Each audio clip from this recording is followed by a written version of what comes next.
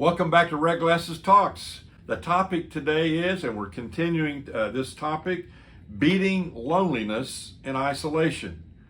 So, what are some of the results of isolation in a man's life, or anybody's life, but particularly men?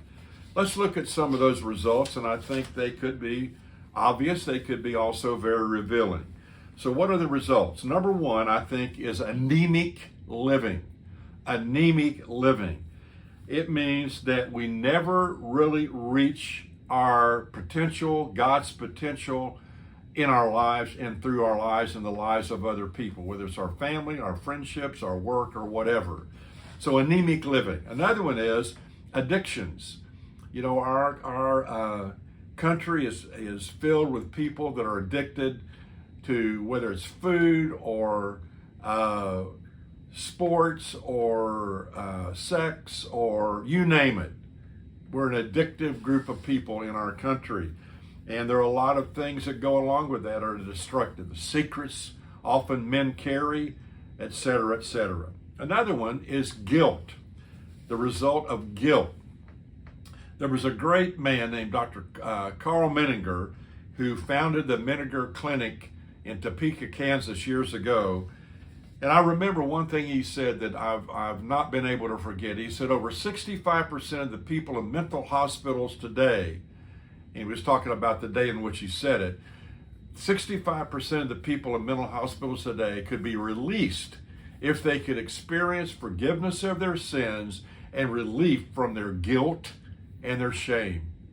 Sin, guilt, shame will destroy your life and suck the life out of you. Another one is emptiness. Emptiness. Lee Iacocca, the former head of Chrysler, said this: "Here I am in the twilight years of my life, still wondering what it's all about. I can tell you this, fame and fortune is for the birds." So here's a man, a leader in industry in our country, saying, man, I've not found the real meaning and purpose in this life. Zangara. Let me tell you about Zangara. You might not recognize that name. Zangara, the man who made an attempt on the life of President Roosevelt years ago. An interview with him reported in the newspaper concluded with this question: "Do you belong to a church?" He replied, No, I don't belong to anything.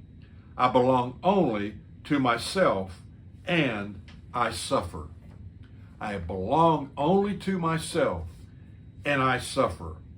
When a man belongs only to himself, he suffers. By the way, by the traditional retirement age of 65, there are only 75 men alive for every 100 women. So when we keep it all to ourselves, when we stuff it inside, it doesn't have a good ending. So to stay in isolation is not living, it's existing. And there's a difference between existing and living.